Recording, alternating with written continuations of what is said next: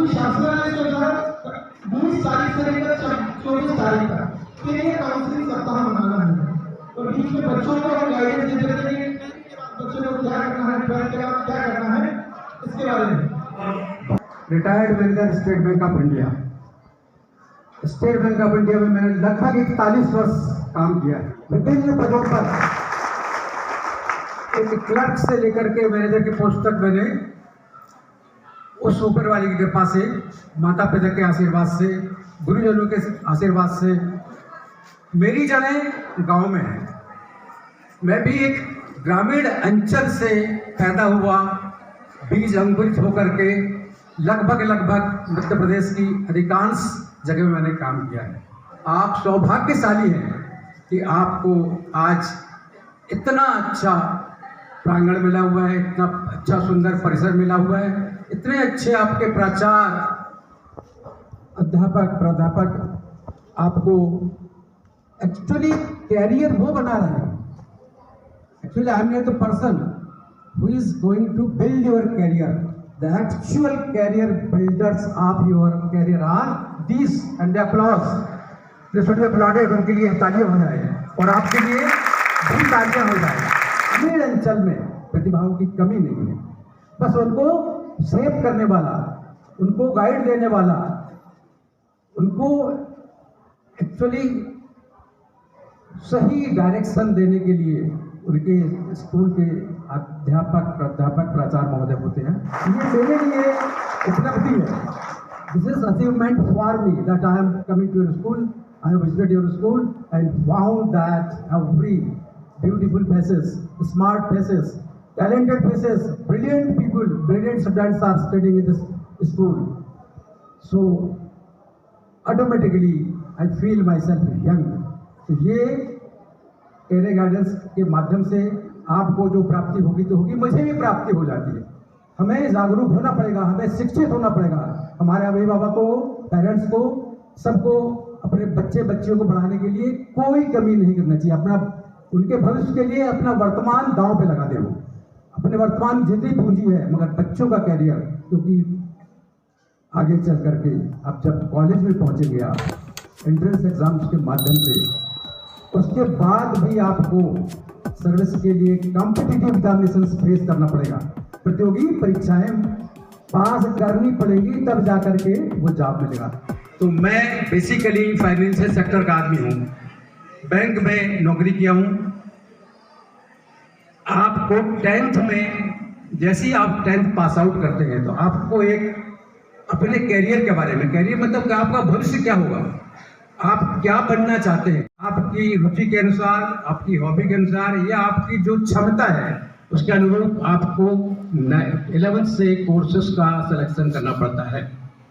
Math science जाएंगे या bio science में जाएंगे, कॉमर्स से लेकर के बहुत सारे ऑप्शंस रहते हैं, मगर ये 3-4 मुख्य तय रहते हैं। तो इंजीनियरिंग साइड एक होता है मुख्य में, और दूसरा मेडिकल साइंस।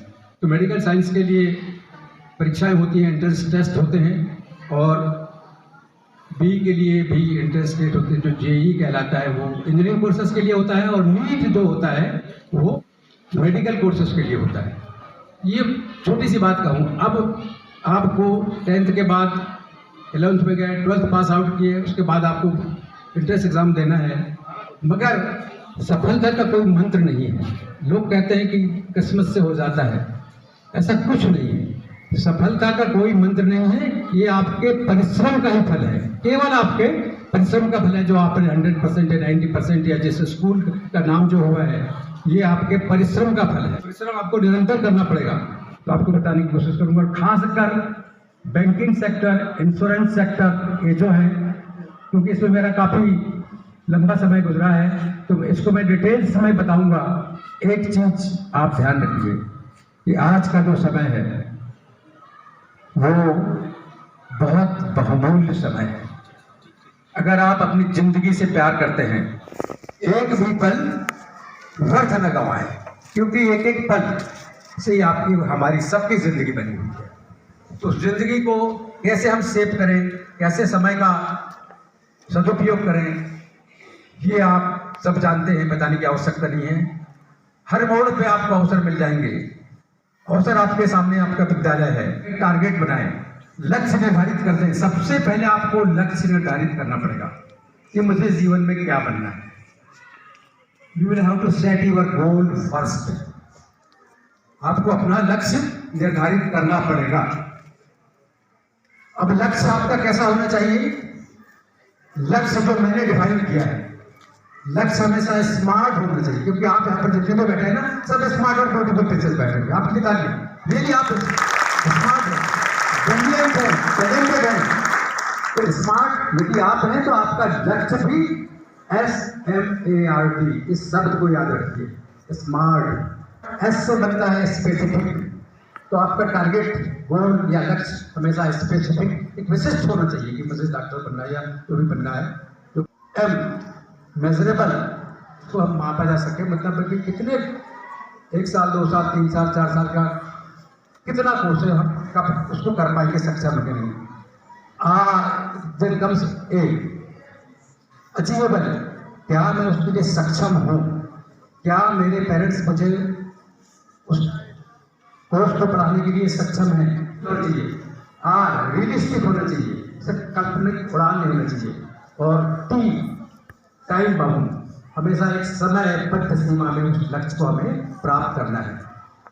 तो स्मार्ट गोल हो आपका, स्मार्ट लक्ष्य हो आपका, तो निश्चित ही आप स्मार्ट बन के ही निकलेंगे। चाहे किसी भी क्षेत्र में आप जाएंगे, किसी सिस्टमेटिक प्लानिंग 1 साल 2 साल 3 साल 4 साल 5 साल का जो भी कोर्स होता है, या भी स्कूल का जो कोर्सेस है, उसके लिए प्लानिंग सिस्टमेटिक आप कर दिया आपने। हर काम क्षेत्र के लिए, जीवन का हर कार्य क्षेत्र के लिए, स्टूडेंट लाइफ के अलावा भी सिस्टमेटिक प्लानिंग होना बहुत जरूरी है लाइफ में। Develop your self confidence, you have to have your confidence और योर सेल्फ कॉन्फिडेंस। बरोबर अगर कहूँ तो आपके आत्मविश्वास पे अपना विश्वास करना पड़ेगा कि मैं इस चीज को करके रहूंगा। स्ट्रॉन्ग विल पावर कि मुझे अचीव करना है। बाधाएं आएंगी, कई किस्म की रुकावटें आएंगी, कई किस्म के हमें प्रलोभन आएंगे, तो वो फाइटिंग स्पिरिट आप सबको डेवलप करनी पड़ेगी। स्ट्रांग विल पावर रहेगा, फाइटिंग स्पिरिट डेवलप करनी पड़ेगी।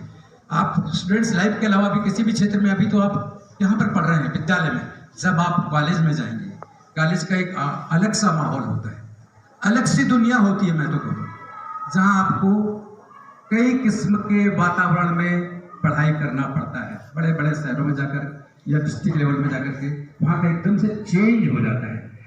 उस चेंज से हम अपने लक्ष्य से भटके ना, एंजॉय कीजिए।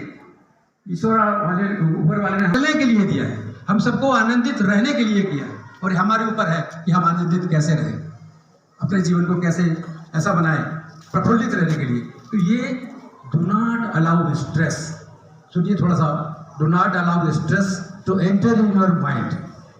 तनाव को अपनी मस्तिष्क में पढ़ाई करते के दौरान कभी ना आने दें। आपका जो बेस है, आपका जो कॉलेज एजुकेशन का बेस है, स्कूल में बन रहा है, वही पढ़ाई रिपीटेशन होगा आपके कॉलेज में। जो आप अभी 9th 10th 11th 12th पढ़ रहे हैं ना, this same will be repeated during that course of college education, higher education जिसको बोलते हैं।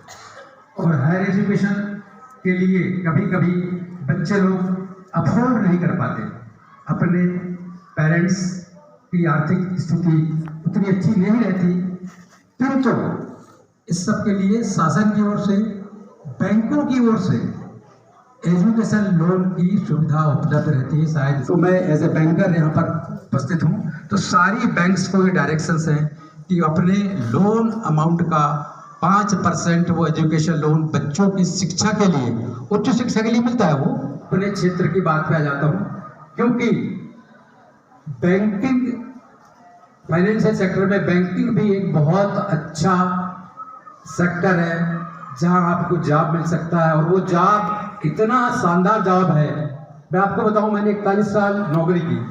बैंकों की जो नौकरी होती है स्वाभिमान की होती है, वहां पे कोई बॉसेस नहीं चलता कि कलेक्टर साहब डिक्टेट कर दें आपको आकर के, या कोई स्वाभिमान वहां पे आपको नौकरी, सुबह 10 से क्लरिकल साहब के 5 बजे तक जो कुछ आपको पब्लिक डीलिंग्स रहते हैं, पब्लिक डीलिंग्स आपके ऑफिस में, बैंक में हर कोई आएगा, कृषक भी जाएगा, व्यापारी भी जाएगा, नेता भी आएगा, मंत्री भी आएगा, कलेक्टर साहब भी आएंगे, सारे सैलरीड पर्सन्स भी आएंगे, सारे एंटरप्रेन्योर्स भी आएंगे। एंटरप्रेन्योर्स मतलब जो उद्योग स्थापित करते हैं पढ़ाई के बाद, सारे व्यवसायी जाएंगे, सारे स्टूडेंट्स जाएंगे। आप लोग भी जाते हो किसी न किसी बैंक में, आप लोग चाहे ऑफिसर्स की एग्जाम हो या क्लिनिकल का एग्जाम हो, मिनिमम क्वालिफिकेशन ग्रेजुएशन है, स्नातक होना जरूरी है किसी भी सेगमेंट में। ऐसा नहीं कि आपको कॉमर्स वाले इस बैंक में जा सकते हैं, साइंस में, बायो वाले, किसी भी फील्ड से किया हुआ, किसी भी सेगमेंट से आपने ग्रेजुएशन किया है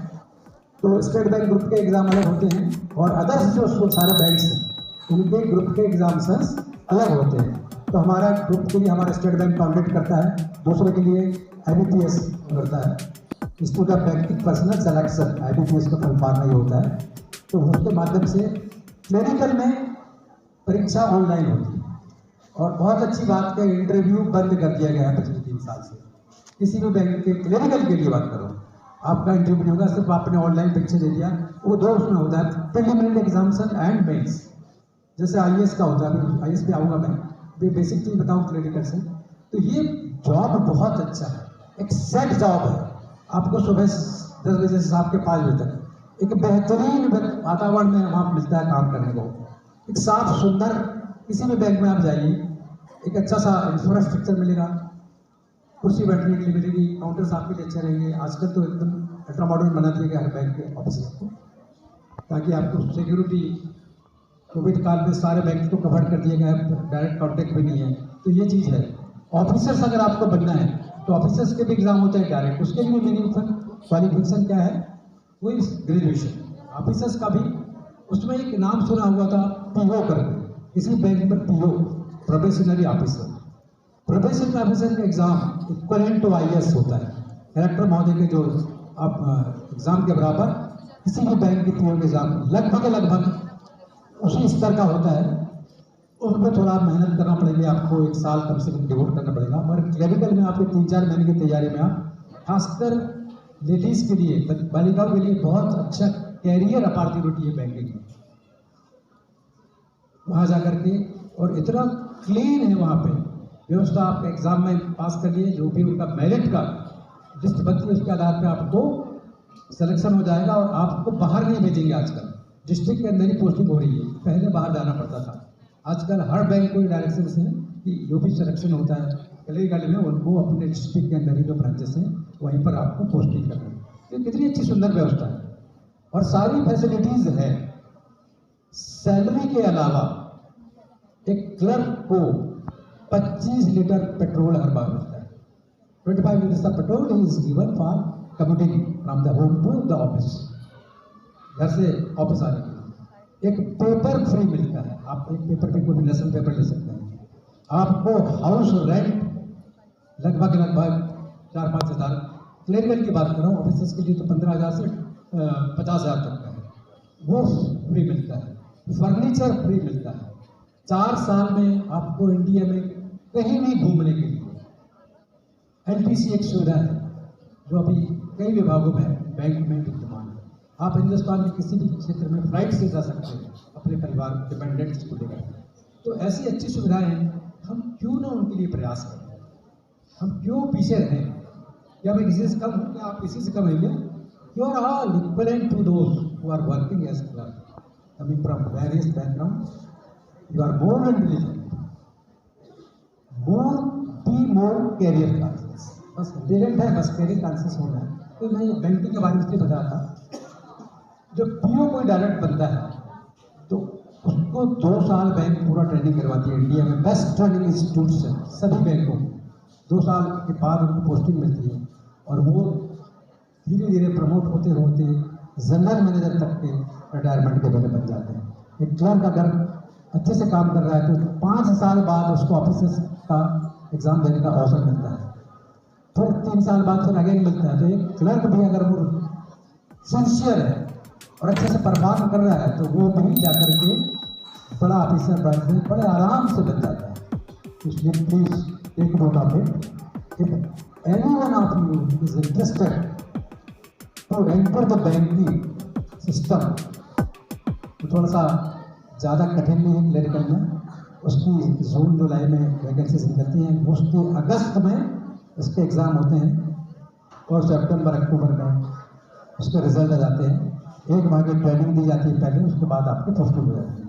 तो ये बहुत अच्छे क्राइटेरिया है। ऑफिसर्स में भी बहुत सारी सुविधाएं हैं। लगभग हर साल इन सब बैंकों की संख्या 60,000 क्लरिकल की पोस्ट वैकेंसी निकलती है। सारी बैंकों को मिला के बता रहा हूँ, लगभग 60,000 इंडिया में, तो बहुत बड़ा अमाउंट है भाई। 60,000 लोग एक साल में चयनित होते हैं क्लरिकल में, ऑफिसर्स में लगभग 20,000 होते हैं। तो टोटल 80,000, 75 से 80,000 की वैकेंसीज हर साल निकलती है, हर साल फिलअप होती है क्योंकि लोग रिटायर होते जा रहे हैं।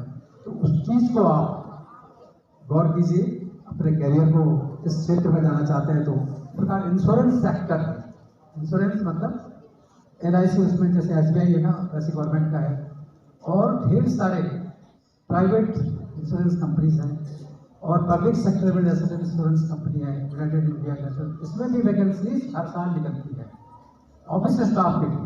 और LIC या दूसरी इसमें एक सिस्टम है, यहाँ पर एजेंट्स अपॉइंट करते हैं। LIC एजेंट्स आपने सुना होगा, घर का गाँव जाकर के कॉन्ट्रैक्ट करते हैं। क्लरिकल की और ऑफिसर्स की डायरेक्ट एग्जाम होते हैं, ऑफिसर्स के लिए भी होते हैं और क्लरिकल भी होते हैं। सेम पैटर्न है ग्रेजुएशन के पास। अगर इस चीज़ को करियर में आपको ध्यान रखना पड़ेगा। 12th के बाद कोई जाना चाहेगा कहीं जॉब में, तो बोलिए आप में से anyone of you please raise your hand if you want to go join any job after 12th। बहुत सारी जॉब है, बहुत सारे डिप्लोमा कोर्सेज हैं। कॉमर्स कॉलेज में बिल्कुल बिल्कुल कक्षा 11वीं कॉमर्स संकाय से। सर बैंक मैनेजर कैसे बनना है, मतलब मैं बैंक मैनेजर बनना चाहता हूँ। वेरी गुड यार, उसके लिए मुझे क्या पढ़ना पड़ेगा और कैसे पढ़ना पड़ेगा? बैंक मैनेजर बहुत अच्छा बिल्कुल बहुत खुशी हुई कि भाई बैंक में मुझे मैनेजर बनना है, मैं टारगेट टेस्ट कर दिया। तो उसके 2 ऑप्शन हैं। आप क्लरिकल के थ्रू भी एग्ज़ाम दे सकते हैं, क्लर्क बनेंगे और उसमें हर 5 साल बाद में एग्जामिनेशन होते हैं और आपने 3rd एग्जाम पर प्रमोशन का कर लिया तो आप बैंक ब्रांच मैनेजर बन जाएंगे। मतलब पहले क्लरिकल के एग्जाम दिए, उसमें आपने क्वालिफाई कर लिया और हर 5 साल बाद आपको चांस मिलेगा प्रमोशन का। तो फर्स्ट में तो आप जाएंगे एक पासिंग ऑफिसर के, सेकंड में जाएंगे फिर एडवांसेस का एक रहता है फील्ड ऑफिसर के, और ये दोनों होने के बाद फिर अगर आपने अच्छा परफॉर्म किया है तो आपको ब्रांच मैनेजर बना दिया जाएगा और बन रहे हैं तो आप बन सकते हैं। दूसरा डायरेक्ट ऑफिसर्स, उसमें भी ग्रेजुएशन ही है, उसके लिए भी क्लरिकल में भी ग्रेजुएशन और डायरेक्ट ऑफिसर्स के लिए भी किसी भी बैंक में, not only SBI, any bank, clerical के लिए ग्रेजुएशन, ऑफिसर्स के लिए भी ग्रेजुएशन, PO के लिए भी ग्रेजुएशन, जो टॉप मोस्ट IAS के इक्विवेलेंट एग्जाम है। तो बिल्कुल my best message to you, you will definitely fulfill your aspirations and go ahead with your mission with firm determination, please. Okay, thank you. I know, yes sir. एक जिज्ञासा थी मन में, एक ठान लिया है, लक्ष्य बना लिया है और होना चाहिए प्रत्येक का, छोटा हो बड़ा हो, कुछ ना कुछ लक्ष्य करना। अगर हम जब तक टारगेट गोल स्टार्ट नहीं करेंगे उसकी प्लानिंग कैसे करेंगे? मैं आ रहा था UPSC पे, यूनियन पब्लिक सर्विस कमीशन, संघ लोक सेवा आयोग, जो कंडक्ट करती है IPS officers, Indian administrative IAS मतलब इंडियन एडमिनिस्ट्रेटिव होता है services, IPS Indian police services, IRS Indian revenue services, IFS Indian foreign services जो राजकोट में बन के जाते हैं, then again IFS Indian forest services, then again IAS Indian engineering services.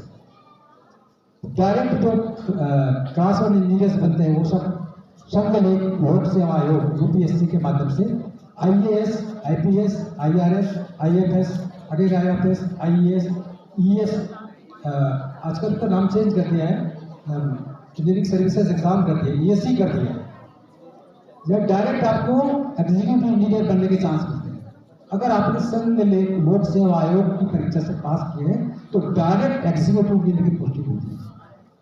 आप MPPSC इसके माध्यम से भी जो जॉब्स हैं रेवेन्यू डिपार्टमेंट में, फॉरेस्ट में, पुलिस में, विभिन्न क्षेत्र में, मेडिकल में, तो ये सब चीज़ें तो होते हैं। प्रीलिमिनरी एग्जामिनेशंस पहला और सेकंड मेंस 2 बार में होता है। प्रीलिमिनरी में आप के मार्क्स अगर आपने क्वालिफाई मेंस पे कर लिया तो मेंस थोड़ा कठिन होता है। मेंस में सब कुछ आपके जो सब्जेक्ट रहे होंगे वो भी आएगा, रीजनिंग होती है, उसमें कुछ जनरल नॉलेज रहता है, कुछ इंग्लिश रहता है, कुछ मैथ्स रहता है। ये सारे कंपोनेंट मिल करके उनके एग्ज़ाम 2 फेज में होते हैं, preliminary exams and mains exam. उसके बाद उनका इंटरव्यू होता है, और इंटरव्यू में कैसा होता है आपको पता है? बहुत ही शानदार। ऐसा नहीं कि कोई बड़ा भारी क्वेश्चन पूछ रहे हैं मुझसे, ये छोटी छोटी बातें आपका एप्टीट्यूड देखते हैं, एटीट्यूड देखते हैं। एटीट्यूड अलग चीज़ है, एप्टीट्यूड अलग चीज़ है।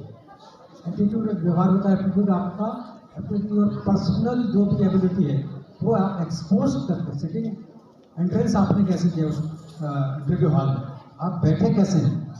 अगर आपको कोई क्वेश्चन का जवाब नहीं आ रहा है तो प्लीज डो नॉट ईट मम, साइलेंट नहीं बैठते हैं, उनको बड़े तरीके से जवाब दीजिए। Sir I am the student of, वैसे ये नहीं था इसलिए वैसे मैं नहीं बता सकता, प्लीज़ मुझे तो दूसरे के साथ। तो वो कंसनट्रेट रहते हैं, अब 4 लोगों का बोर्ड रहता है, वो कम से कम बड़ा एक्सपर्ट्स लोग बैठते हैं और बहुत छोटी छोटी चीज़ बोलते हैं।